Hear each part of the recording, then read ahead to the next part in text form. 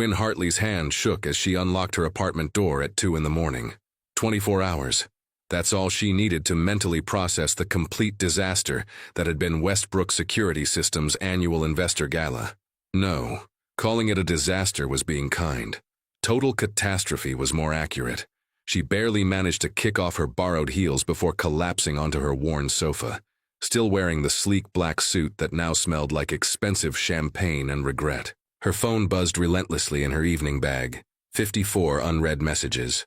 Quinn ignored every single one. What did messages matter when her 5-year career had just imploded in the most spectacular way imaginable? She closed her eyes, but all she could see was Cole Westbrook's face, that impossibly controlled expression that never cracked, looking absolutely stunned when she grabbed his arm, yanked him into a service closet at the Fairmont Olympic Hotel, locked the door, and whispered urgently, "Don't speak, just trust me on this." Trust her. What a ridiculous concept. 3 hours earlier, everything had been flawless. The Fairmont Spanish ballroom sparkled like something from a design magazine. Crystal chandeliers illuminated white calla lily arrangements Quinn had personally approved. 300 investors, the kind whose decisions shaped entire industries, mingled in designer suits while servers glided past with Alaskan king crab and champagne that cost more than Quinn's rent. Cole's presentation on the new Secure Cloud platform had been perfect. 15 minutes of precise delivery, demonstrating exactly why Westbrook Security Systems had become the go-to choice for Fortune 500 companies in just 7 years. Quinn monitored from the ballroom's edge, her trained eye catching every detail. Temperature comfortable, lighting ideal, perfect pacing between the evening's courses. Then she spotted her, Melissa Thornton, Cole's ex-fiancée, the woman who'd publicly humiliated him 3 years ago by canceling their wedding 2 days before the ceremony, then selling their private texts to a gossip columnist for her 15 minutes of fame. Everyone at the company knew the story. It was whispered in break rooms and passed between departments like folklore. And now, Melissa was here. Crimson designer dress, sky-high heels, platinum hair swept up elegantly, striding toward the stage where Cole was thanking the international investors with his characteristic professionalism. But what alarmed Quinn wasn't just Melissa's presence. It was the wireless microphone she'd clearly swiped from an unsuspecting server, and that wild look in her eyes that screamed, "I'm about to cause a scene." Quinn didn't hesitate. She moved fast. Intercepting Melissa 3 meters from the stage, Quinn pretended to stumble dramatically in her heels and accidentally knocked a full tray of champagne directly onto the red dress. The golden liquid soaked the expensive fabric instantly. Melissa shrieked, loud enough that half the ballroom turned to look. 4 security personnel appeared within seconds. "You clumsy?" Melissa started, but the guards were already escorting her firmly toward the exit, leaving a trail of champagne across the pristine carpet. But Melissa wasn't going quietly. As she was practically dragged from the room, she shouted loud enough for everyone to hear. "Ask Cole Westbrook about the missing funds from the Singapore deal. Ask him about the illegal data sales. Ask him about—" The door slammed shut, cutting her off. But the damage was done. Cole's face had gone pale. Not from guilt. Quinn knew that look. It was pure panic at watching a scandal unfold, true or not. And judging by the sudden whispers rippling through the crowd, the smartphones being discreetly pulled from pockets, the concerned glances from major investors, truth didn't matter. Lies could destroy everything just as easily. That's when Quinn made the craziest decision of her entire life. She straightened her jacket, smoothed her hair, walked confidently to the stage, took the microphone from Cole's frozen hand, and announced with her brightest smile, "Well, that was certainly dramatic entertainment." Nervous laughter scattered through the crowd. "Everyone, please ignore my sister-in-law's outburst. She's still upset that Cole and I managed to keep our marriage private for 6 months. You know how it is. When you find the right person, you want to enjoy the relationship before the whole world gets involved." She flashed a conspiratorial grin, as if sharing a delightful secret. The silence that followed was deafening. Cole stared at her with an expression mixing shock, horror, and something that might have been impressed disbelief. Then, miracle, the investors laughed. Real laughter. The German contingent applauded. The venture capitalist from Singapore nodded approvingly.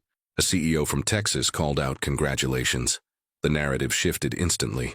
From possible corporate fraud to secret CEO romance. Juicy gossip, but harmless. The kind of story that made business magazine features, not federal investigations. Quinn stepped down from the stage, gripped Cole's arm firmly and whispered through her fixed smile, "Smile and wave, right now, like everything depends on it, because it does." He smiled. It looked painful. He waved. Stiff, but good enough. Then she pulled him, practically dragged him because he seemed to be in shock, through the ballroom, down the marble corridor, to a service closet she'd noted during event setup. Always map escape routes, first rule of event planning. She pushed him inside, followed, and locked the door. The space was tiny, barely 5 feet square, smelling like lemon cleaning solution and panic.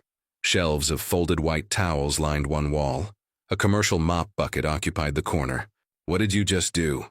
Cole's voice was low, controlled but barely. Quinn didn't flinch. "I saved your company from a public relations nightmare," she replied, leaning against the towel shelves. "You're welcome, by the way." "Welcome?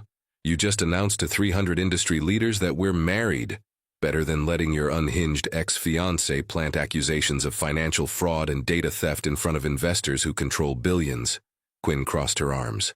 "I've managed enough events to know when damage control is necessary. You coordinate events. You don't manage crises."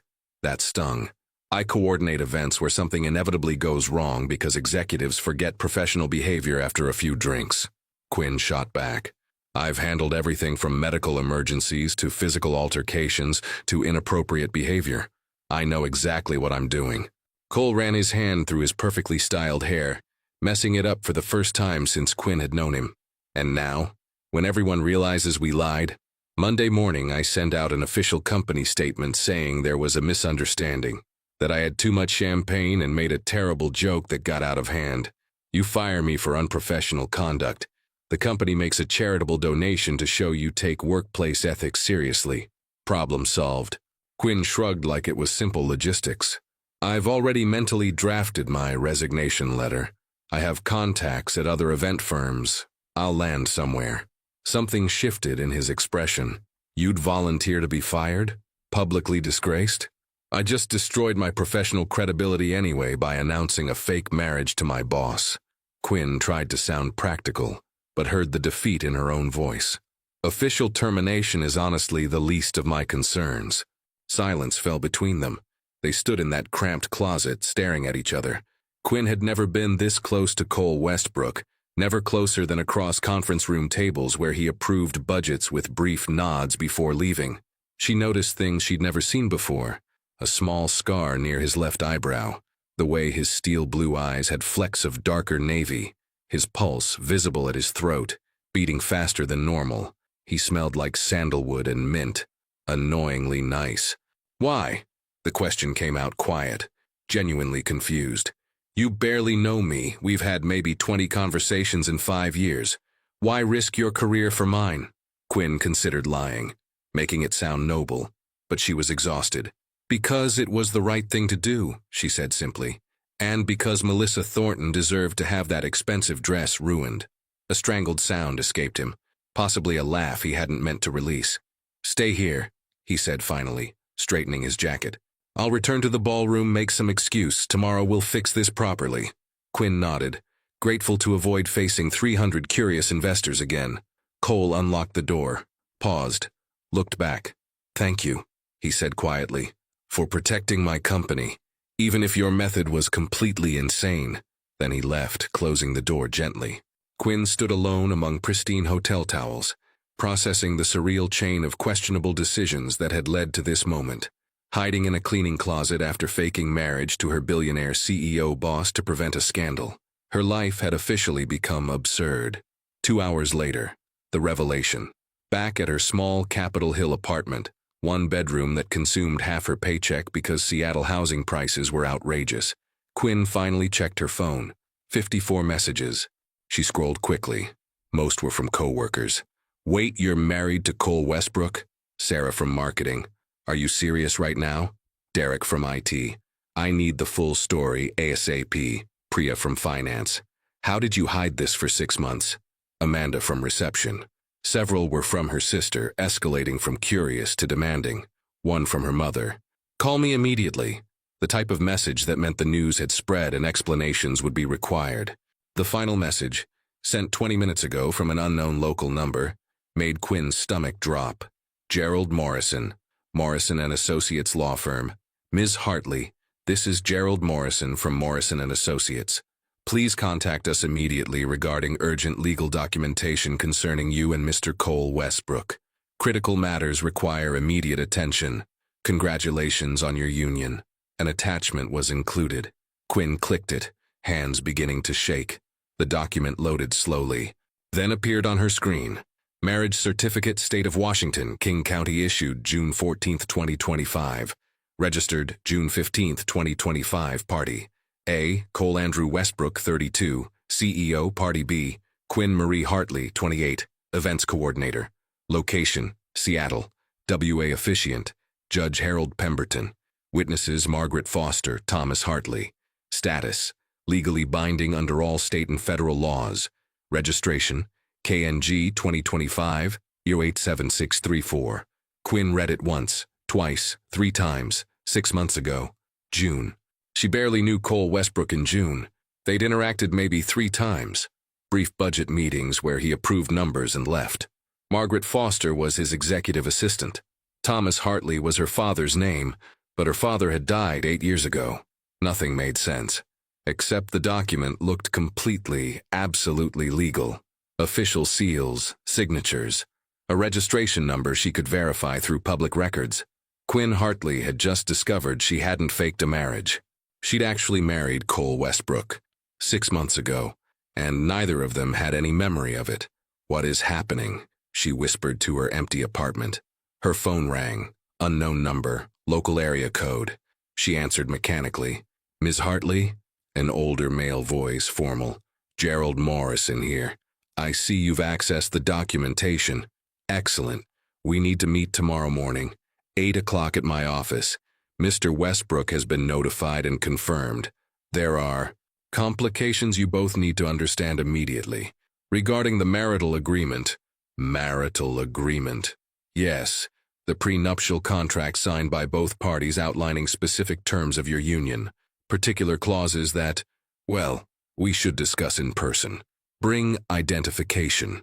See you tomorrow, Mrs. Westbrook. He disconnected. Quinn stared at her phone, then at the marriage certificate on the screen, then at her ceiling where a water stain vaguely resembled a question mark. Fitting.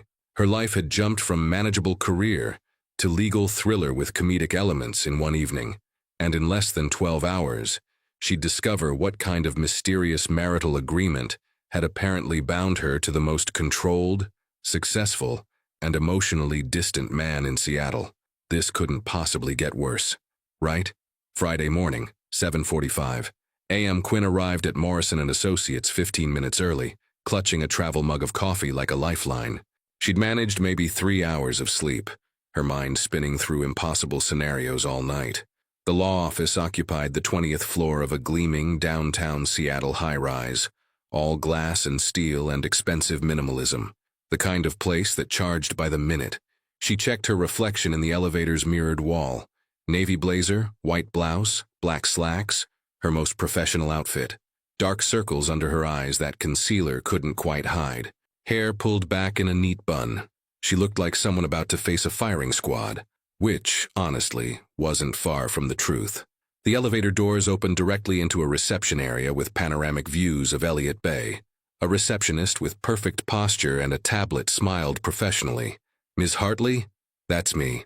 Mr. Morrison is expecting you. Conference room 3 down the hall on your right. Mr. Westbrook arrived 5 minutes ago. Of course he did. Cole probably arrived everywhere 5 minutes early as a matter of principle. Quinn's heels clicked against polished marble as she walked down the corridor. Through the glass walls of conference room 3, she could see Cole sitting ramrod straight in a leather chair, staring at something on the table in front of him. He wore a charcoal suit that probably cost more than her monthly salary. His jaw was tight, his expression unreadable. Quinn took a breath and opened the door. Cole's head snapped up. Their eyes met. For a moment, neither spoke. So, Quinn said finally, stepping inside. This is awkward. That's an understatement. Cole's voice was clipped. An older man in his 60s with silver hair and wire-rimmed glasses entered behind her, carrying a leather portfolio. He had the look of someone who'd seen every possible legal complication and remained perpetually unimpressed. Ms. Hartley, Mr. Westbrook, I'm Gerald Morrison. He gestured to the chairs. Please sit. We have much to discuss. Quinn sat across from Cole. The table between them felt like an ocean. Morrison settled at the head of the table, opening his portfolio with practiced efficiency. He pulled out several thick documents, arranging them carefully. Let me begin by saying, this is one of the most unusual situations I've encountered in 35 years of family law. That's reassuring, Quinn muttered. Morrison pulled out reading glasses. 6 months ago, on June 14th, you both entered into a legally binding marriage contract. The ceremony was officiated by Judge Harold Pemberton, witnessed by Margaret Foster and Thomas Hartley, and properly registered with King County. That's impossible, Cole said flatly. I've never met Judge Pemberton. I certainly didn't get married 6 months ago. Neither did I, Quinn added. My father died 8 years ago. He couldn't have been a witness. Morrison nodded slowly. Yes. That's where things become complicated. He slid 2 photographs across the table. Quinn picked up the first one. It showed her, or someone who looked exactly like her, standing beside Cole in front of what appeared to be a courthouse. Both were dressed formally. Both were smiling. She didn't remember this at all. What is this? Cole's voice had gone dangerously quiet. That photo was taken on June 14th outside the King County Courthouse. Morrison tapped the second photo. This one shows the actual signing of the marriage certificate. Quinn stared at the image. The signature looked like hers. The handwriting was identical, but she had no memory of it. This is insane, she whispered. I agree, it's highly unusual. Morrison pulled out another document. However, the marriage is completely legal, which brings us to the prenuptial agreement. He slid a thick contract between them. Cole reached for it first, scanning the pages with increasing tension in his shoulders. This is... He stopped, started again. This can't be legal. It is, I'm afraid. Morrison's expression remained neutral. Let me summarize the key terms. Quinn's stomach twisted. First, the marriage must remain intact for a minimum of 12 months from the date of signing. Any attempt to divorce or annul before June 14th of next year results in significant financial penalties for both parties. What kind of penalties? Quinn asked, dreading the answer. Mr. Westbrook would forfeit 70% of his company shares to a trust controlled by the board of directors. Ms. Hartley would owe $5 million in damages. Quinn's vision blurred. $5 million? I don't have $5 million. I don't have $5,000 in savings.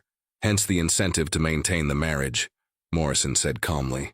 Cole was reading faster now, his face going progressively paler. There's more.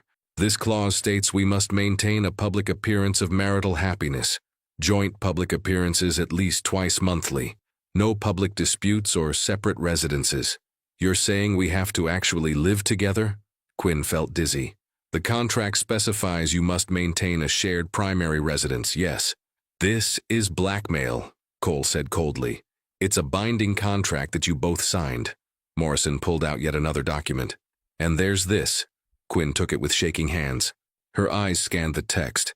Wait, this says the marriage was arranged as part of a business merger? She looked up at Morrison. What business merger? Morrison removed his glasses, cleaning them slowly. That's the part I can't explain. The contract references a merger between Westbrook Security Systems and Hartley Enterprises. However, there is no company called Hartley Enterprises registered anywhere in Washington state. Cole stood abruptly, pacing to the window. None of this makes sense. Someone forged these documents, that's the only explanation. I had the same thought, Morrison said. So I ran extensive verification. The signatures match both your official documents on file with the state. The marriage certificate has been processed through all proper channels. Judge Pemberton confirms he officiated a ceremony on that date, though he doesn't remember specific details. He handles dozens of marriages weekly. Convenient, Cole muttered. Quinn's mind raced. The witnesses, Margaret Foster and Thomas Hartley. Who are they really? Margaret Foster is indeed Mr. Westbrook's executive assistant. Cole turned from the window. Margaret would never. She's worked for me for 6 years. She's completely trustworthy. Have you asked her about this? Quinn said. Not yet. I only found out about the marriage last night. Same as you. Morrison cleared his throat. There's one more critical detail. The prenuptial agreement includes a clause stating that if the marriage successfully continues for 12 months, Mr. Westbrook receives full voting control of his company board, something he currently lacks, and Ms. Hartley receives a settlement of $10 million. Silence crashed over the room. $10 million, Quinn repeated numbly. Upon successful completion of the 12-month requirement, yes. Cole's laugh was sharp, humorless. So someone created an elaborate scheme to force us into marriage, trap us with financial penalties if we refuse, and dangle massive rewards if we comply. The question is, who benefits from this? That, Morrison said, is what I hoped you could tell me. Quinn tried to think through the chaos in her mind. Could this be revenge? Someone with a grudge against one of us? My ex-fiancé would love to see me humiliated, Cole said bitterly. But Melissa doesn't have the resources or intelligence to pull off something this sophisticated. Plus, she seemed genuinely surprised last night, Quinn added. Her whole scene felt spontaneous, not planned. Morrison gathered the documents. I've consulted with 3 other attorneys. The consensus is that while unusual, the contract is legally sound. You have 3 options. He held up one finger. First, contest the validity in court. This could take years and cost hundreds of thousands in legal fees. No guarantee of success. A second finger. Second, accept the penalties and divorce immediately. Mr. Westbrook loses company control. Ms. Hartley declares bankruptcy. Third finger. Or third, fulfill the contract terms. Live together as a married couple for 12 months, maintain public appearances, and collect the settlement at the end. You're suggesting we just go along with this? Cole's voice was ice. I'm presenting your options objectively. Quinn's head throbbed. 24 hours ago, her biggest concern had been whether the investor gala's dessert course would arrive on time. Now she was legally married, facing either financial ruin or living with a man she barely knew. I need to think, she said. Of course. However, Morrison's expression turned grave. Be aware that your marriage became public knowledge at last night's event. The news has already spread through Seattle's business community.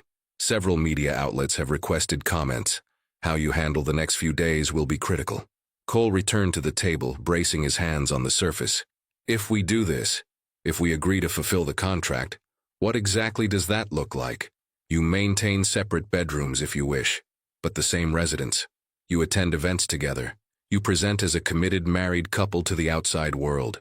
The contract doesn't specify. He paused delicately. It doesn't require genuine romantic involvement, only the appearance of it.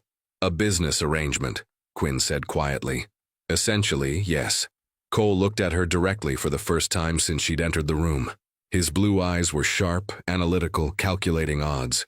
We need to talk, he said. Alone. Morrison stood smoothly. I'll give you privacy. Take your time. I'll be in my office when you're ready. He left, closing the door behind him. The silence stretched. Quinn spoke first. I can't afford $5 million. I'd be drowning in debt for the rest of my life. And I won't lose my company. Cole's jaw tightened. I built Westbrook Security from nothing. I'm not handing over control because of some fraudulent contract. So, we're both trapped. Apparently. Quinn stood, moving to the window. The Seattle skyline spread below, gray and drizzling as always. This is insane. Yesterday I was coordinating flower arrangements. Today I'm married to my boss and living in some kind of legal thriller. Yesterday I was planning a company expansion. Today I'm apparently someone's pawn in an elaborate scheme I don't understand. She turned to face him. Do you think we can do this, actually pull off living together, pretending to be happily married for a year? Cole studied her with those sharp eyes. I don't know. Can you tolerate living with someone who works 16-hour days and has exact preferences about everything from coffee temperature to towel placement? Can you tolerate living with someone who leaves dishes in the sink, talks to herself while working, and has dance parties at midnight? A ghost of a smile, the first she'd ever seen on his face, flickered and vanished. This is going to be a disaster. Completely. But it's better than the alternative. Quinn took a breath. So we're doing this. Actually doing this.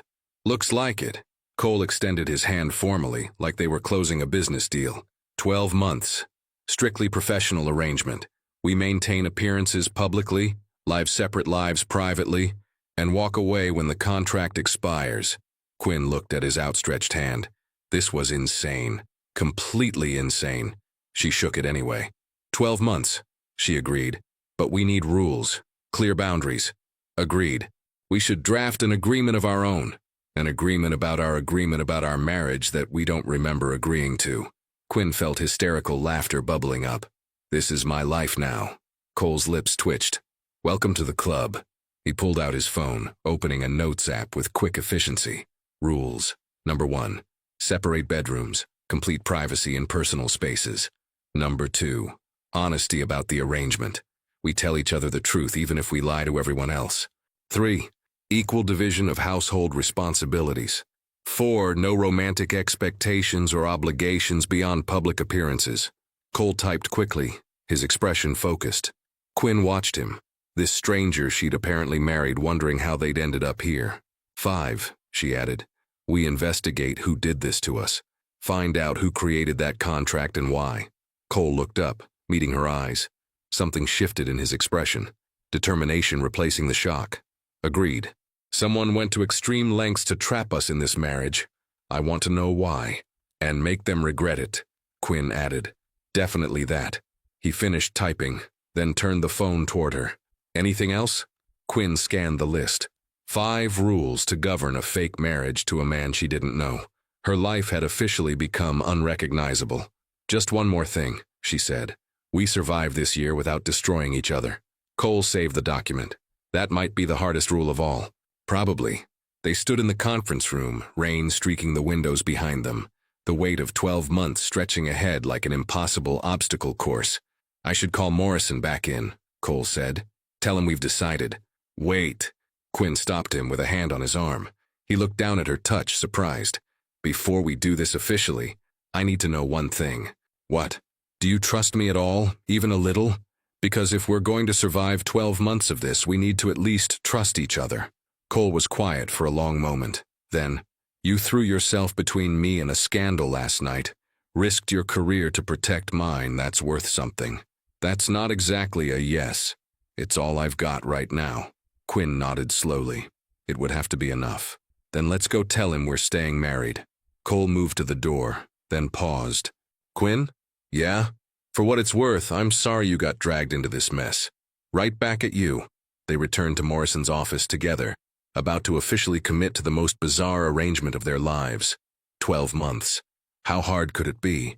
2 hours later, Quinn sat in her car in the parking garage, staring at the legal documents Morrison had given them. Her phone buzzed, her sister calling for the 15th time. She answered finally. Quinn, I've been calling all morning. Mom is losing her mind. Everyone's talking about you marrying some billionaire CEO. What is happening? Quinn closed her eyes. It's complicated. You got married and didn't tell anyone? I didn't exactly plan it. What does that mean? How do you accidentally get married? I'll explain later, I promise. But right now I need to. She stopped.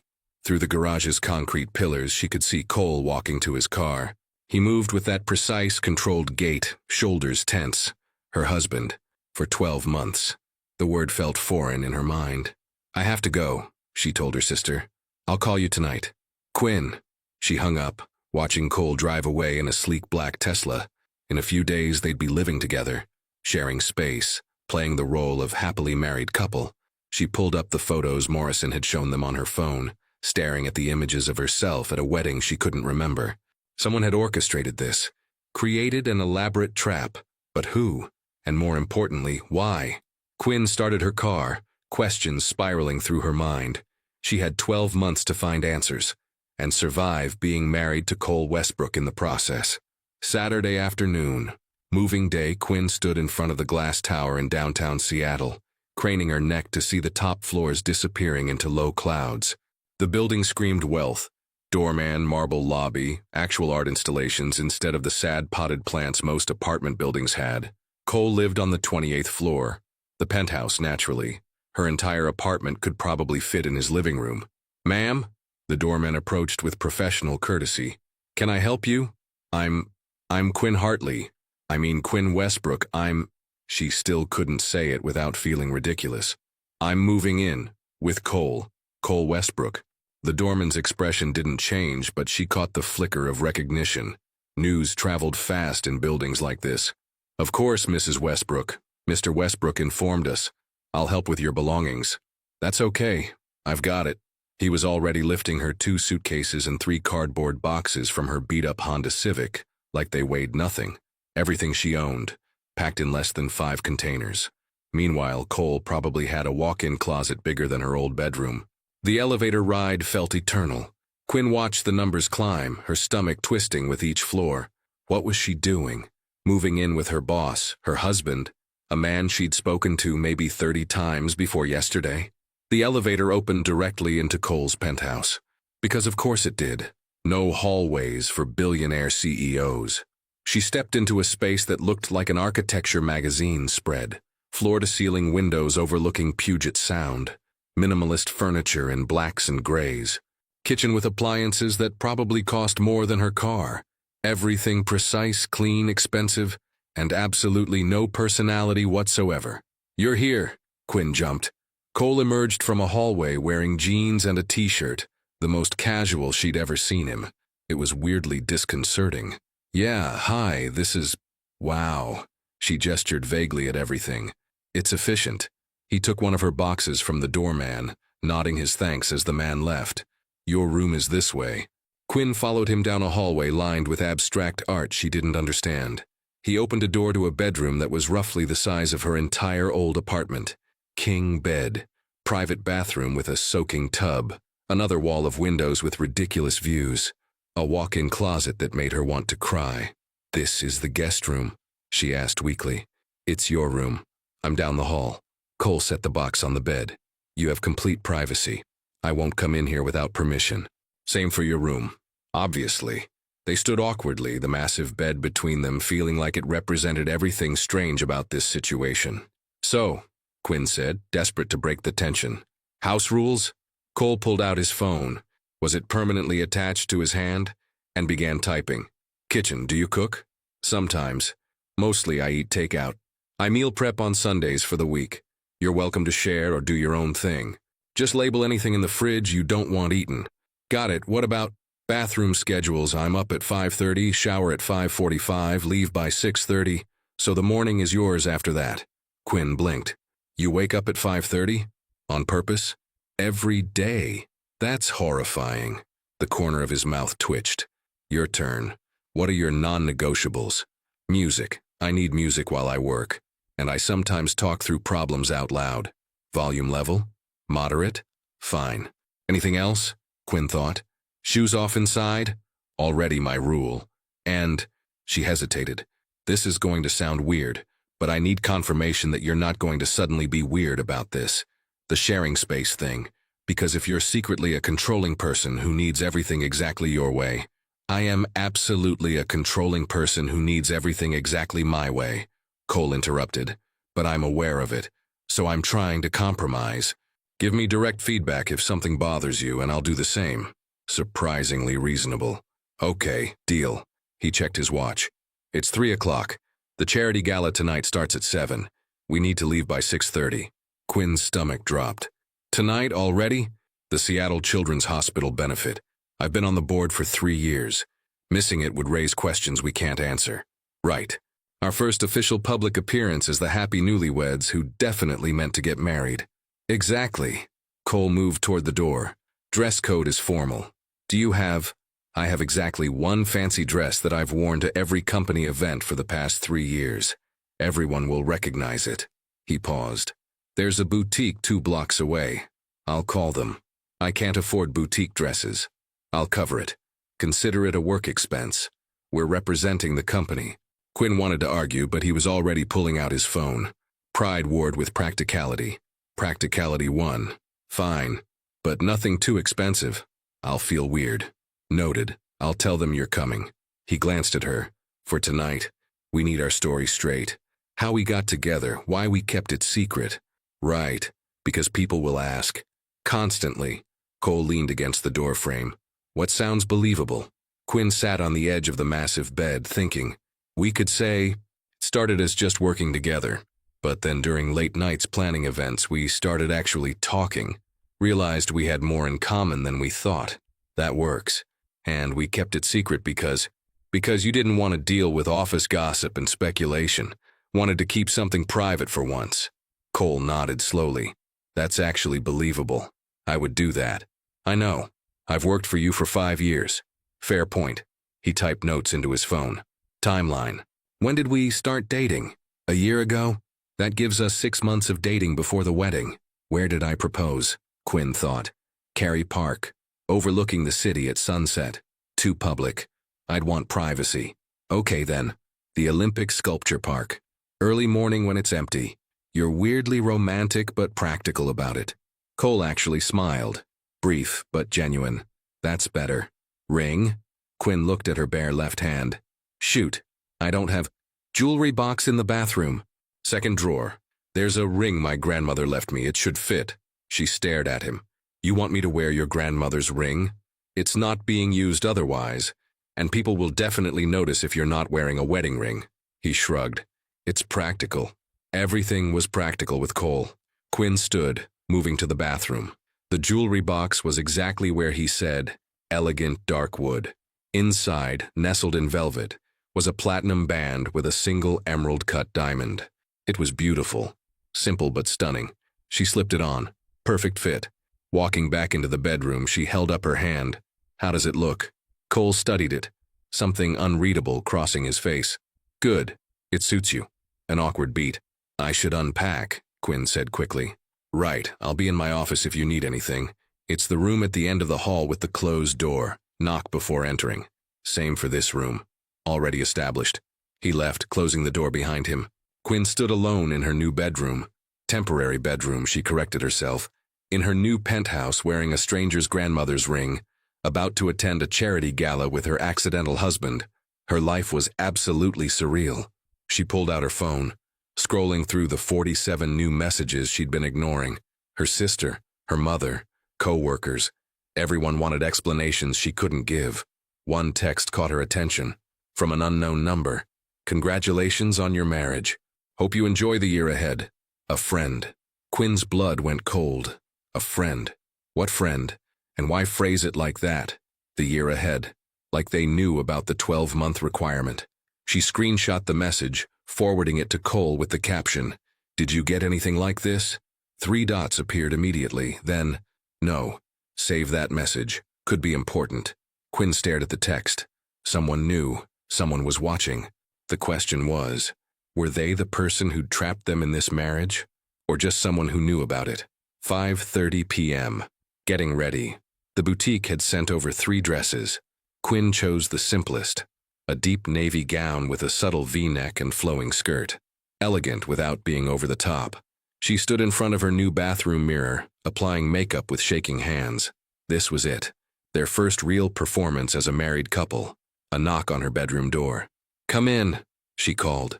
Cole entered, stopping short when he saw her. He wore a tailored black tuxedo that made him look like he'd stepped off a movie poster. Hair perfectly styled. Expression neutral as always. But his eyes did something. Widened slightly. Lingered for half a second longer than necessary. You look... That dress is perfect, he said finally. You clean up okay too. Quinn turned from the mirror. Ready to lie to everyone we know? Just another Friday night in Seattle high society. She appreciated his dry humor more than she'd expected. What's the story if someone asks how married life is treating us? We're adjusting to living together, but it's going well. We're enjoying having more time together. The usual platitudes. And if they ask why we hid it? We wanted to enjoy being newlyweds privately before dealing with public scrutiny. Quinn grabbed her clutch, also borrowed from the boutique. Do we have to, I don't know, hold hands? Act affectionate? Cole considered. Light contact, hand on your back, sitting close. Nothing that would make either of us uncomfortable. Boundaries. Always. They took the elevator down together, the silence charged with nervous energy. Cole's driver waited outside in a black Mercedes. You have a driver? Quinn asked. For events where I might drink. Safer. Practical. Always practical. The drive to the Four Seasons, different ballroom than the investor gala, thankfully, took 15 minutes. Quinn watched the city pass, her heart rate climbing with each block. "Hey," Cole said quietly. "We can do this. Just follow my lead. If you get uncomfortable, squeeze my hand twice and we'll find an excuse to leave." She looked at him, surprised. "That's actually really thoughtful. I'm not a complete robot. Could have fooled me at the office. That's different. That's work mode. And this is survival mode." He met her eyes. "We're in this together now, for better or worse. Pretty sure that's wedding vows we don't remember taking. Ironic, isn't it?" The car pulled up to the hotel entrance. Cameras flashed. Someone had tipped off the press about Cole's attendance. Of course. "Ready?" Cole asked. Quinn took a breath. "Ready." He stepped out first, then extended his hand to help her from the car. The moment her hand touched his, cameras erupted in a frenzy of flashes. "Mr. Westbrook, is it true you got married? Cole, who's your wife? When's the wedding ceremony? Why keep it secret?" Cole's hand moved to the small of her back, warm, steady, grounding. He guided her through the press gauntlet with practiced ease, offering no comments, just that polite smile that gave nothing away. They entered the hotel lobby and the chaos dimmed. "That was," Quinn started. "Just the beginning," Cole finished. "Wait until we get inside." The ballroom was already filling with Seattle's elite. Designers, gowns, and tuxedos everywhere. Quinn recognized several faces from business magazines and news reports. The moment they entered, conversation stuttered like a record scratch. Everyone was staring. "Smile," Cole murmured. "Like you're happy to be here." Quinn smiled, hoping it didn't look as forced as it felt. A woman in her 50s with perfectly coiffed silver hair approached immediately. Eleanor Pemberton, chair of the hospital board. Quinn recognized her from previous events. "Cole, darling." Eleanor kissed both his cheeks European style. "And this must be the mysterious bride everyone's talking about." "Eleanor, this is Quinn." "Quinn." Eleanor chairs the board. "Such a pleasure." Eleanor took Quinn's hands, examining her like a fascinating specimen. "A secret wedding. How deliciously romantic. You must tell me everything. How did he propose?" "Here we go. Olympic Sculpture Park," Quinn said, launching into their rehearsed story. "Early morning, just the two of us. Very private and perfect. How lovely. And you work together. I coordinate events for Westbrook Security. Office romance." Eleanor clapped her hands. "Like something from a movie. And keeping it secret for 6 months, that must have been challenging." "We wanted time to just be us," Cole said smoothly, his hand still resting on Quinn's back, "before dealing with all the attention." "Well, you have that attention now," Eleanor laughed. "Everyone's been talking. Seattle's most eligible bachelor, off the market. So many disappointed women tonight." They chatted for a few more minutes before Eleanor drifted away to greet other guests. The moment she left, 3 more people approached with similar questions. Then 5 more. Then a small crowd. Quinn's face hurt from smiling. Her story about the sculpture park proposal was getting more polished with each retelling. Cole played his part perfectly. Attentive but not overbearing, proud but not possessive. They made it through cocktail hour, through dinner, through the speeches. Quinn was starting to think they might actually pull this off.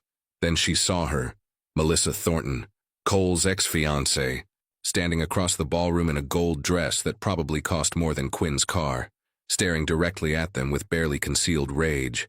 "Cole," Quinn murmured, "your ex is here." His hand tightened fractionally on her waist. "I see her. She looks ready to murder someone. Probably me. Or me. Definitely both of us." Melissa started walking toward them, her expression determined. "Brace yourself," Cole said quietly. Melissa stopped directly in front of them, smile sharp as broken glass. "Well, well, the happy couple. How absolutely, unexpected." "Melissa," Cole's voice was ice. "I didn't know you were on the guest list. +1 of Senator Morrison." Her eyes slid to Quinn. "And you, the event coordinator. How convenient that you were there to save him the other night. Almost like you knew something was going to happen." Quinn's pulse jumped. "I had no idea you'd be there." "Didn't you?" Melissa's smile widened. "Seems like quite the coincidence. Cole's company facing scandal. You sweep in with a dramatic rescue and sudden marriage announcement. Very heroic." "Melissa, that's enough," Cole started. "Is it, though?" Melissa took a step closer. "Because I'm wondering how an event coordinator affords that ring. That's Westbrook family jewelry. I'd recognize it anywhere." Cole showed it to me 3 years ago when we were planning our wedding. The words hung in the air like poison. Quinn felt the eyes of nearby guests turning toward them. This was escalating fast. "Our relationship is none of your business," Cole said, voice low and dangerous. "Oh, but it is. Because something doesn't add up." Melissa's eyes glittered. "And I'm going to find out exactly what you're both hiding." She walked away, leaving tension crackling in her wake. Quinn realized she was gripping Cole's arm. She forced herself to relax. "That went well. She's going to be a problem. You think she knows something? I think she suspects something. Which is almost as dangerous." They stood together as classical music played and wealthy donors mingled, both wondering the same thing. How many people suspected their marriage was a carefully constructed lie? And how long until everything fell apart? 11:30 p.m. Back at the penthouse, Quinn kicked off her heels the moment they entered the apartment, groaning with relief. "I never want to smile at strangers again." "You did well." Cole loosened his bow tie. "Very convincing. Thanks. You too." She paused. "The thing Melissa said about the ring. She was trying to cause problems, that's what she does. But she's not wrong. People might question how I could afford family heirloom. You didn't buy it." Cole shrugged out of his jacket. "Anyone who asks, that's the answer. It was my grandmother's and I wanted you to have it." Quinn twisted the ring on her finger. It still felt strange, heavy with meaning she didn't earn. "Cole, can I ask you something?" "Probably. Why didn't you marry Melissa? 3 years ago?" He was quiet for a long moment. "She didn't show up, left a note saying she couldn't go through with it, then sold our private messages to a gossip column. That's awful. It was necessary, apparently. She wanted fame more than marriage." He met Quinn's eyes. "That's when I learned that trusting someone completely is dangerous. People always want something. What do I want?" The question slipped out before Quinn could stop it. Cole studied her. "Right now, to survive 12 months without losing everything, same as me. That's all? Isn't that enough?" Maybe it was. Maybe that was the only honest foundation they had, mutual self-interest. "I'm going to bed," Quinn said. "Today was exhausting." "Quinn?" She turned back. "That text you got earlier, the one from the unknown number." Cole's expression was serious. "Don't delete it. And if you get any more messages like that, tell me immediately. You think it's connected to whoever set up the marriage? I think we need to be very careful. Someone went to elaborate lengths to trap us together. Until we know why, we can't trust anyone. Except each other? We don't have much choice, do we?" Quinn nodded slowly.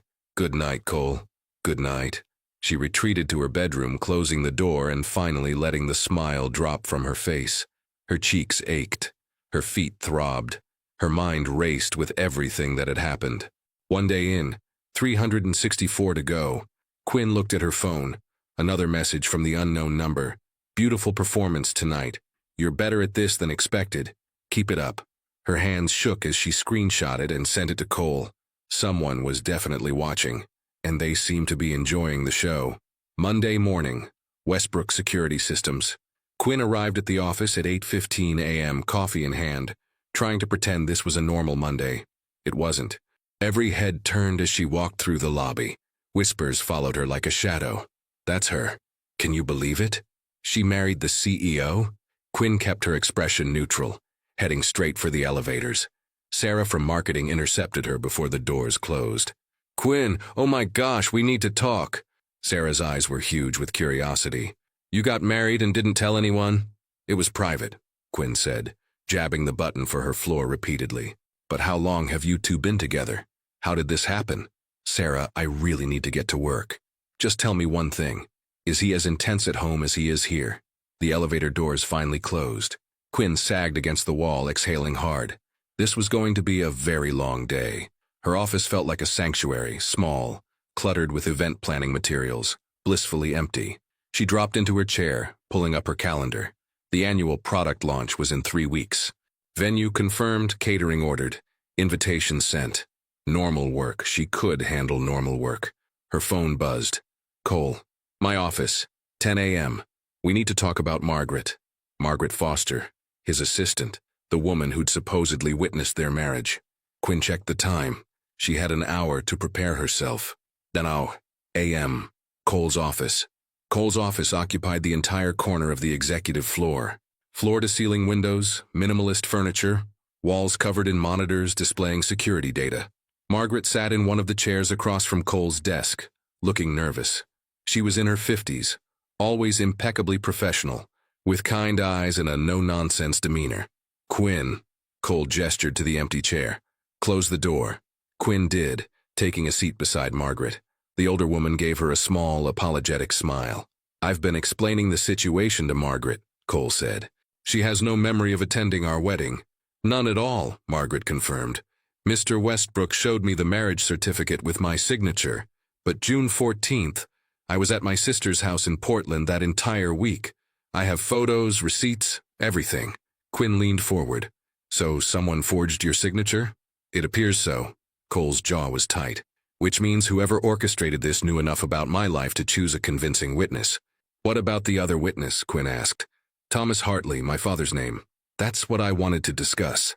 Cole pulled up something on his laptop, turning the screen toward her. "I had my security team run a search. There are 43 Thomas Hartleys in Washington state. None of them are related to you." Quinn's stomach sank. "So both witnesses are fake. Forged signatures, fabricated identities." Cole closed the laptop.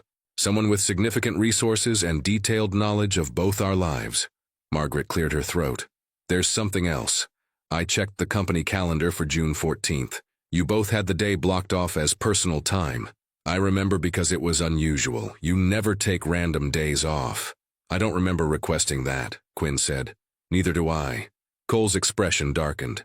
"Someone had access to our calendars." "An inside job?" Margaret looked horrified. "Someone at the company? Possibly. Or someone with enough tech expertise to hack our systems." Cole stood pacing to the window.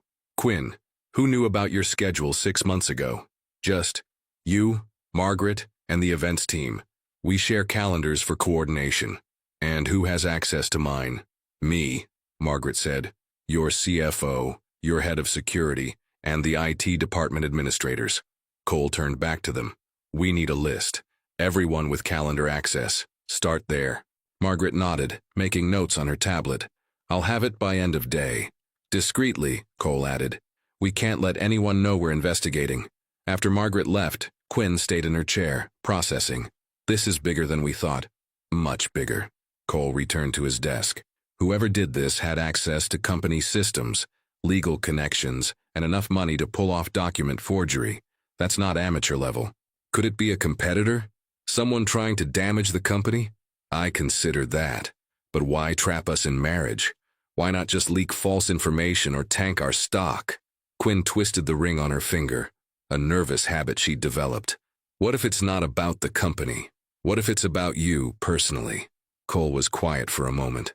"Melissa, she has motive. You humiliated her by being left at the altar. Maybe this is revenge? She doesn't have the resources or intelligence for something this sophisticated.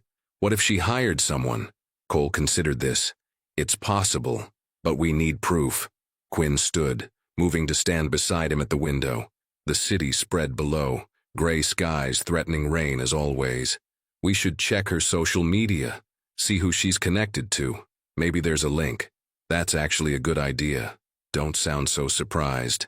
I'm occasionally useful." A hint of a smile. "Occasionally." They stood there for a moment, shoulders almost touching, both staring at the skyline. Quinn became suddenly aware of how close they were, how she could smell that sandalwood scent again, how his presence felt less awkward than it had 3 days ago. "We should get back to work," Cole said, breaking the moment. "People will talk if you're in here too long." "They're already talking." "Fair point." Quinn headed for the door, then paused. "Cole, thanks for including me in this. The investigation, you could have handled it alone. It affects both of us. Of course I'd include you." She nodded, leaving before the unexpected warmth in her chest could grow into something more complicated. 6:30 p.m., back at the penthouse.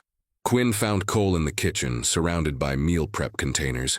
He moved with precision, chopping vegetables, portioning proteins, labeling everything with dates. "You really do meal prep," she said, dropping her bag on the counter. "Every Sunday." "I told you that. I thought you were exaggerating." "I don't exaggerate." He glanced at her. "Hungry? I made extra." Quinn realized she'd skipped lunch. Starving, actually. He handed her a container. Grilled chicken, roasted vegetables, quinoa. Microwave for 2 minutes. While her food heated, Quinn pulled out her laptop. I spent my lunch break going through Melissa's Instagram. Found something interesting. Cole looked up from his chopping. What? She's been tagged in photos with someone named David Chen. He's a tech entrepreneur. Sold his startup last year for $80 million. They've been to at least 5 events together in the past 3 months. Boyfriend? Maybe. Or business partner. Either way, he has the resources and tech knowledge to pull off what happened to us. Cole wiped his hands, coming to look at her screen. He leaned over her shoulder, close enough that Quinn felt his breath on her neck. She tried to ignore it. David Chen, Cole murmured. I've heard that name. He tried to buy Westbrook Security 2 years ago. I refused.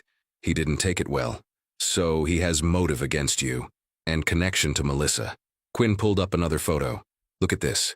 Posted 4 weeks ago. Melissa and David at a legal office downtown.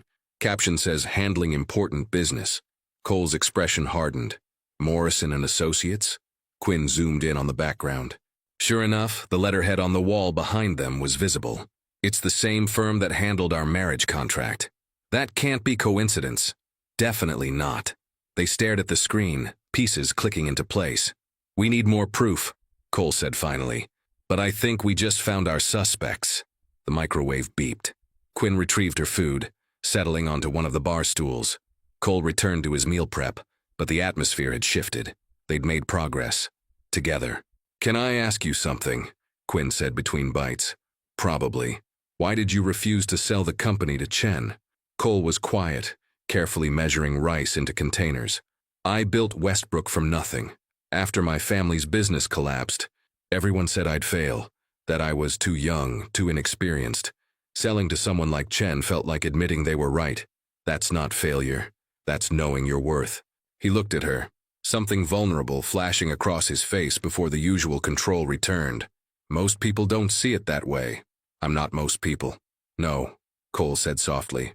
You're not. The moment stretched between them, charged, unexpected, dangerous. Quinn's phone buzzed, breaking the spell. Another unknown number. She opened the message. Getting closer to the truth. Be careful who you trust. Not everyone wants you to succeed. A friend. She showed Cole. His expression darkened. They're watching our investigation. How is that possible? I don't know. But until we figure this out, we trust no one but each other. Quinn met his eyes across the kitchen island. 3 days ago, she barely knew Cole Westbrook. Now he was her husband, her roommate, and apparently the only person she could trust. How had her life gotten this complicated?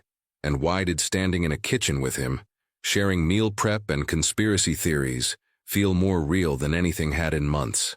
Wednesday evening, downtown Seattle. Quinn adjusted her coat as she and Cole approached the sleek restaurant where David Chen was hosting a private tech industry dinner. Getting on the guest list had required calling in favors, but Cole's name opened doors. Remember the plan, Cole murmured as they entered. Casual conversation. Feel him out. Don't accuse directly. I know how to read people, Quinn whispered back. I've been managing difficult personalities at events for 5 years. Fair enough. The restaurant was all dark wood and low lighting, the kind of place where deals worth millions happened over expensive wine. David Chen held court at a corner table surrounded by admirers. He was in his early 40s, confident smile, designer suit. The kind of man who'd made his fortune and wanted everyone to know it. Quinn felt Cole tense beside her as David spotted them. Cole Westbrook. David stood, arms spread in exaggerated welcome. What a surprise. I heard congratulations are in order. David. Cole's handshake was brief. This is my wife, Quinn. The famous Quinn. David's eyes swept over her with casual assessment that made her skin crawl. The woman who tamed Seattle's most eligible bachelor. You must share your secrets. No secrets, Quinn said smoothly. Just patience and good timing. David laughed, gesturing to empty seats at his table. Join us. We're discussing the future of cybersecurity. Your expertise would be valuable, Cole. They sat. Wine was poured. Conversations swirled around emerging tech and market trends. Quinn watched David carefully, the way he dominated the conversation, the subtle digs at competitors, the practiced charm that felt hollow. After 20 minutes, David leaned toward Cole. So, married life, how are you finding it? It's an adjustment, Cole said carefully. I bet, especially when it happened so suddenly. David's smile didn't reach his eyes. 6 months you kept it secret? That takes discipline. We valued our privacy. Of course, though privacy is increasingly difficult these days. So much information floating around. You never know what might surface. Quinn felt the threat underlying his words. She caught Cole's eye, a brief glance that communicated everything. He knows something. Actually, Cole said, setting down his wine glass, there's something I wanted to ask you about. A business matter. Always business with you. David leaned back. What is it? Morrison and Associates. You know the firm? David's expression flickered just for a second. Gerald Morrison? Sure. Good lawyer. Why? Noticed you've been there recently. With Melissa Thornton. The temperature at the table dropped 10 degrees. David's smile turned sharp. Ah, so you've been investigating. How very like you, Cole. Always needing to control everything. What did you do? Cole's voice was quiet. Dangerous. Me? I simply helped facilitate something that was already meant to happen. David stood, adjusting his cuffs. You two are clearly meant to be together. I just accelerated the timeline. Quinn's heart pounded. You created the marriage contract. Created? No. Let's say I discovered certain legal documents that suggested a beneficial arrangement, and I ensured those documents were properly filed and enforced. Cole stood slowly, towering over David. That's fraud. Forgery. You trapped us. I gave you an opportunity. David's eyes glittered. Cole, you get full control of your company, something your board has been blocking for years. Quinn, you get $10 million, and all it costs is 12 months of playing house. Seems like a good deal to me. You had no right. I had every right. David's voice hardened. You humiliated me when you refused my offer to buy your company, called me not serious enough for Westbrook Security. So I decided to show you just how serious I can be. By trapping me in a fake marriage, by giving you exactly what you claim to value, commitment, stability, control, and by pairing you with someone who's actually good for you. David glanced at Quinn. She's smarter than you realize, Cole. Better than you deserve. Quinn stood, keeping her voice level despite the rage burning through her. And what did Melissa get out of this? Revenge, entertainment, the satisfaction of watching Cole squirm. David shrugged. She was easy to recruit. Angry ex-fiancés usually are. Cole took a step forward, fists clenched. Quinn touched his arm, a warning. They were in public. Witnesses everywhere. You can't prove anything, David said confidently. The documents are legal. The marriage is real. And in 10 months you both walk away very rich. Unless you'd prefer to fight it in court for years and lose everything. We'll expose you, Quinn said. With what evidence? I'm simply a concerned friend who noticed some paperwork and brought it to the right lawyer's attention. That's not illegal. Cole's jaw worked. This isn't over. No, David agreed. It's not. You have 10 months left. I suggest you make the best of them. Who knows? You might actually find you like being married. He walked away, leaving them standing in the restaurant, fury and helplessness warring in their chests. 10:30 p.m. The penthouse. Quinn paced the living room, too angry to sit. Cole stood at the windows, staring at the city, hands shoved in his pockets. We need a lawyer, Quinn said. Someone better than Morrison, someone who can find a way out of this. David's right. The documents are legal. We have no proof he forged anything. There has to be something. There isn't. Cole turned from the window. He was careful, covered his tracks, and he has money to fight this for years. Quinn stopped pacing. So we're just stuck? We let him win? I didn't say that. Then what? Cole moved closer. We finish the 12 months, get what we're owed, and then we destroy his reputation so thoroughly he'll regret ever crossing us. That's a long game. I'm good at long games. Quinn looked up at him. In the low lighting of the penthouse, his features were softer, less the cold CEO and more human, tired, angry, but determined. I'm sorry, she said quietly. For what? Getting you into this mess. If I hadn't made that scene at the gala, you saved my company from a scandal. This isn't your fault. Cole's expression softened. If anything, I should apologize to you. David targeted you because of me, because of my ego refusing his offer. You had every right to refuse. Maybe. But now you're paying the price for my decisions. They stood close, the weight of everything settling between them. The anger at David, the frustration of being trapped, the exhaustion of maintaining their facade. We're in this together, Quinn said, for better or worse. Apparently, literally. Cole's mouth curved. Not quite a smile, but close. Those wedding vows we don't remember taking. Maybe we should have paid attention. Maybe. A moment passed. Then another. Quinn? Cole's voice was softer than she'd ever heard it. Yeah? Thank you for not running. Most people would have broken under this pressure. I'm not most people. No, you're definitely not. Something shifted in the air between them. Quinn became aware of how close they were standing, how his eyes weren't cold gray but warm steel, how his presence felt less like a stranger and more like something else. Dangerous territory. She stepped back. I should sleep. Tomorrow's going to be difficult. Quinn, wait. Cole caught her hand. Not forcefully, gently, like he was asking, not demanding. Are you okay, really? The question surprised her. No one had asked that in days. Everyone wanted gossip, details, explanations. No one had asked if she was okay. Honestly, I'm terrified, she admitted. I'm furious, I'm exhausted from pretending everything's fine, but I'm also… She paused, searching for words. I'm glad I'm not doing this alone. Cole's thumb brushed across her knuckles, probably unconscious. Me too. They stood like that, hands connected, vulnerability hanging between them. Then Quinn's phone buzzed. They both jumped apart like they'd been caught doing something wrong. Quinn checked the message. Unknown number again. David Chen doesn't know everything. The real puppet master is still hidden. Trust no one. A friend. She showed Cole. His expression darkened. There's someone else involved. Someone even David doesn't know about? Apparently. Quinn's mind raced. Who has more power than David Chen? Who could orchestrate all of this without him knowing? I don't know, but we need to find out. Fast. They stood in the penthouse living room, connected by a mystery neither understood, bound by a contract neither chose, and feeling something neither was ready to name. 10 months left. Everything had changed, and somehow, Quinn suspected, everything was about to change even more. 3 weeks later. Early morning, Quinn woke to the smell of coffee.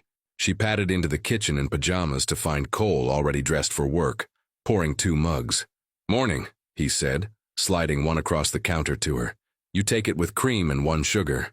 She blinked, surprised he'd noticed. Thanks. This had become routine over the past 3 weeks. Small, domestic moments that felt less awkward each day. Coffee together, dinner conversations that stretched longer than necessary. Cole working in the living room while Quinn planned events, their comfortable silence punctuated by occasional comments. It felt dangerously normal. Big day, Cole said. The product launch event. Everything's ready. Venue looks perfect. Catering confirmed. Guest list finalized. Quinn sipped her coffee. Your speech is at 7:30. Try to smile at least once. I'll consider it. That's all I ask. Their eyes met over coffee mugs. That now familiar warmth passing between them. The kind of warmth that made Quinn's stomach flip and her brain issue warning signals. Don't get attached. This ends in 9 months. It's not real, except it was starting to feel very real. Cole's phone buzzed. He frowned at the screen. Margaret needs me early. Board meeting moved up. Go, I'll handle final setup. He grabbed his jacket, then paused at the door. Quinn, you've done incredible work on this launch. Just wanted you to know. He left before she could respond. Quinn stood alone in the kitchen, heart doing complicated things it had no business doing. 7:00 p.m. The product launch event. The venue was perfect. Minimalist elegance. Westbrook Securities' new Crypto Shield 2.0 displayed prominently. Investors and tech journalists mingling with champagne. Quinn moved through the crowd, checking details with practiced ease. Everything was flowing smoothly. Then she saw her. An older woman, late 60s. Silver hair in an elegant twist, wearing a designer suit that screamed old money. She stood near the windows, watching the event with an expression Quinn couldn't quite read. Something about her was familiar. Quinn approached. Hello, are you enjoying the event? The woman turned and Quinn's breath caught. The eyes, steel gray with flecks of blue. Cole's eyes. You must be Quinn, the woman said, voice cultured and cool. I'm Catherine Westbrook, Cole's mother. Quinn's mind raced. Cole never mentioned his mother, Never talked about family at all. Mrs. Westbrook, I didn't know you were on the guest list. I wasn't. Catherine's smile was sharp. But I heard my son got married. Wanted to meet the woman who managed what no one else could. Tying Cole down. Warning bells rang in Quinn's head. It's nice to meet you. Is it? Catherine sipped her champagne. Tell me, Quinn, how much did my son pay you to pretend to be his wife? Quinn's heart stopped. I don't know what you mean. Please, I've been watching you both for weeks, the careful distance, the practiced affection at public events, the separate bedrooms. Catherine's eyes glittered. It's a performance. An excellent one, but still a performance. Quinn's mouth went dry. Why would you think? Because I arranged it. The words hit like a physical blow. Catherine set down her glass, expression neutral. The marriage contract. The 12-month requirement. All of it was my design. You? Quinn whispered. Why? Because my son is brilliant in business but hopeless at relationships. Because he was going to lose control of his company to a hostile board unless he demonstrated stability and maturity. Catherine's tone was matter-of-fact. Because he needed someone competent and intelligent who could handle the pressure. Someone who wasn't after his money. Quinn felt like the floor was tilting. You trapped us. You ruined our lives for a business strategy? I gave you both exactly what you needed. Cole gets his company. You get financial security. And along the way, perhaps you'd discover something real. You had no right. I had every right. I'm his mother. I know what's best for him. Catherine checked her watch. The 12 months are nearly done. 7 months left. Then you're both free to walk away. Or, she paused meaningfully, perhaps by then, you won't want to. Quinn backed away, feeling sick. Cole needs to know. He already does. Quinn spun. Cole stood 10 feet away, face pale, jaw clenched. He'd clearly heard everything. Mother, he said, voice dangerously quiet. We need to talk.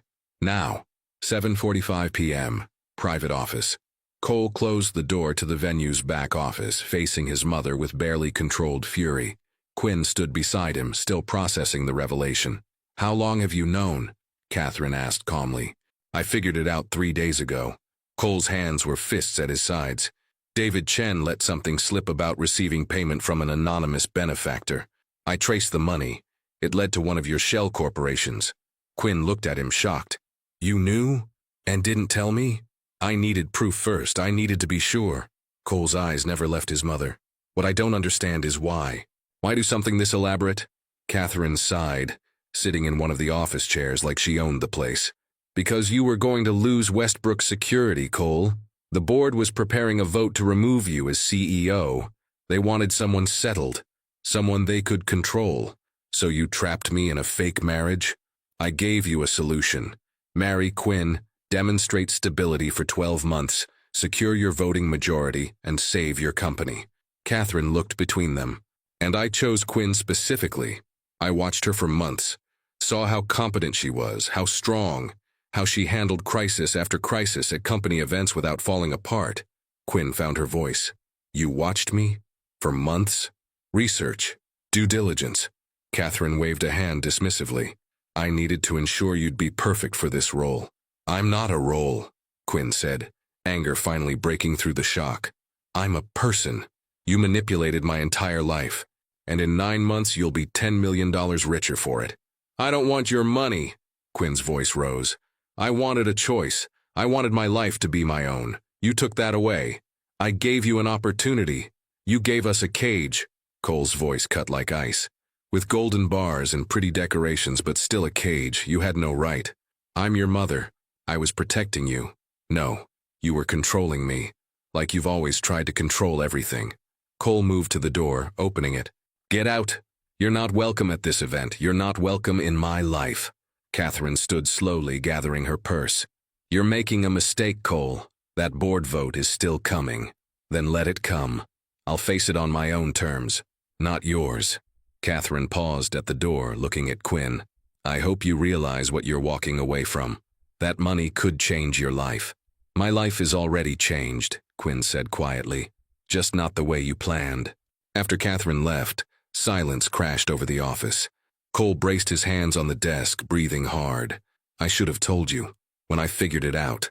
I'm sorry. Why didn't you? Because I was afraid. Afraid you'd want to end this immediately.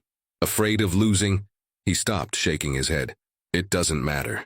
Afraid of losing what? Quinn stepped closer. Cole, talk to me. He turned and Quinn saw something in his eyes she'd never seen before. Raw vulnerability. Losing this. Us. Whatever this has become. His voice was rough. I know it started as a trap. I know it's all fake documents and forced proximity, but somewhere in the past 2 months, Quinn, it stopped feeling fake to me. Quinn's heart hammered. What are you saying? I'm saying I don't want to wait 9 more months and walk away. I'm saying I wake up looking forward to coffee with you. I'm saying I come home early just to hear you laugh at something on TV. I'm saying, he took a breath. I'm saying I'm falling for you. For real. The words hung in the air between them. Cole, Quinn whispered. We can't. This whole thing is built on lies and manipulation. I know, but what I feel isn't a lie. He moved closer. Tell me you don't feel it too. Tell me every time we touch it doesn't feel like more than an act. Tell me you don't think about me when we're apart. Quinn couldn't, because she did feel it, had been feeling it for weeks, fighting it, denying it, terrified of it. I'm scared, she admitted. What if this is just Stockholm Syndrome? What if we're only feeling this because we're trapped together? Then we test it. Cole's hand found hers. We end the contract. Right now. We hire lawyers. We fight it. We prove fraud. And if we still feel this way when we're free to leave, then we know it's real. That could take years. Cost everything. I don't care. I'm not trapping you anymore. You deserve a choice, Quinn. A real choice. Tears burned Quinn's eyes. And if I choose to stay? Not because of the contract, but because I want to. Cole's breath caught. Do you? I'm terrified of this. Of you. Of how fast everything's changed. Quinn stepped closer, closing the distance between them. But yes, I choose to stay. I choose you. Not the contract. Not the money, just you. Quinn, she kissed him. After 2 months of careful distance, of controlled touches and practiced affection, this was real. Messy and desperate and absolutely genuine. Cole's arms wrapped around her, pulling her close. Quinn's hands fisted in his shirt, anchoring herself to something solid in a world that had been spinning out of control for weeks. When they finally broke apart, both breathing hard, Cole pressed his forehead to hers. We're ending the contract, he said firmly. We're going to court. We're proving fraud and we're fighting until you're free. Really free. And then I'm going to date you properly. Dinner and movies and all the normal things we skipped. Then I'm going to court you and eventually propose. For real this time. And if you say yes, we'll have a wedding we both remember. Quinn laughed through tears. That's very presumptuous. Is it working? Maybe. He kissed her again, softer this time, sweet and full of promise. I love you, he said against her lips. I probably have for weeks, but was too stubborn to admit it. I love you too, Quinn whispered back. Even though you're impossible and controlling and terrible at showing emotion, I'm working on that. I know. Epilogue. 18 months later. The lawsuit had taken a year. They'd fought Catherine's contract with everything they had, and won. The marriage was declared fraudulent and annulled. Cole proposed 3 days later, properly this time at the Olympic Sculpture Park at sunrise with a ring they chose together. Now Quinn stood in a small garden ceremony venue, surrounded by people they actually knew and loved, wearing a dress she'd picked out herself. Ready? Her sister asked, adjusting Quinn's veil. So ready. This time she'd remember every moment. Cole waited at the altar, looking nervous for the first time since she'd known him. When their eyes met, he smiled. A real, genuine smile that still made her heart skip. They said vows they'd written themselves, exchanged rings that meant something, kissed while friends and family cheered. And when the officiant pronounced them married, really, legally, genuinely married, Quinn felt like she was exactly where she belonged. Mrs. Westbrook, Cole murmured as they walked back down the aisle together. I actually am this time, Quinn said. How does it feel? Different. Better. Real. Real, Cole agreed, squeezing her hand. Finally real. They'd started with a lie, a trap, a contract neither wanted. But somehow, they'd found truth, freedom, love, and a marriage that was entirely their choice. The end.